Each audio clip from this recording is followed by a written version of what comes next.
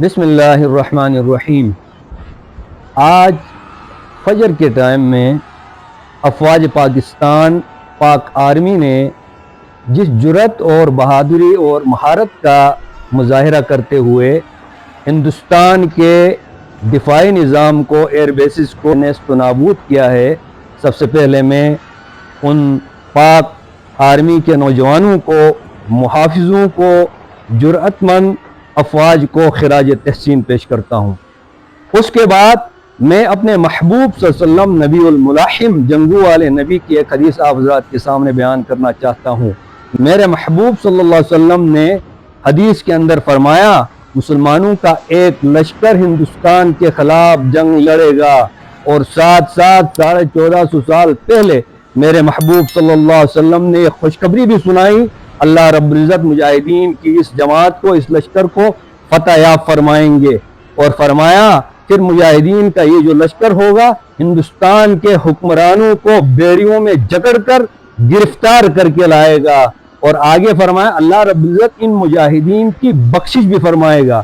اس حدیث سے ہمیں کچھ باتیں معلوم ہوتی ہیں۔ ایک بات تو ہمیں سب سے پہلے یہ معلوم ہوتی ہے، پیغمبر علیہ السلام نے 1450 سال پہلے غزوہ ہند کی خوشخبری سنائی تھی۔ دوسری بات ہمیں یہ معلوم ہو گئی کہ اللہ رب العزت انشاءاللہ مجاہدین اسلام کو اس غزوہ ہند کے اندر فتح یاب بھی فرمائیں گے۔ اور تیسری بات ہمیں یہ معلوم ہو گئی کہ اللہ رب العزت ان مجاہدین اسلام کے ذریعے سے ہندوستان کے ان بدقماش حکمرانوں کو گرفتار کروائیں گے اور ان کو ذلیل و رسوا فرمائیں گے۔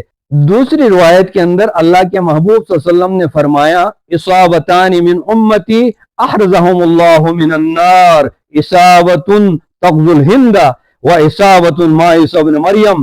میرے محبوب صلی اللہ علیہ وسلم نے فرمایا، مسلمانوں کے دو گروہوں کے اوپر اللہ رب العزت نے جہنم کو حرام فرمایا ہے۔ ایک جماعت فرمایا جو غزوہ ہند لڑے گی، اور دوسری جماعت جو کہ عیسیٰ بن مریم کے ساتھ ہوگی۔ افواج پاکستان کو میں خراج تحسین پیش کرتا ہوں۔ میرے محبوب صلی اللہ علیہ وسلم نے جس ہندوستان کے خلاف جنگ لڑنے کی خوشخبری سنائی تھی، بے شک وہ یہی جنگ ہو، اس کے بعد کسی اور مارکے پر جنگ ہو، لیکن تم نے ہندوستان کے خلاف جنگ کا آغاز کیا ہے۔ دفاع کے اندر ان کے اوپر جو حملے کیے ہیں، میں اپنی پوری قوم کی طرف سے اپنے افواج پاکستان کو خراج تحسین پیش کرتا ہوں۔ اللہ رب العزت ہم سب کو دین کی خدمت کے لیے قبول فرمائے۔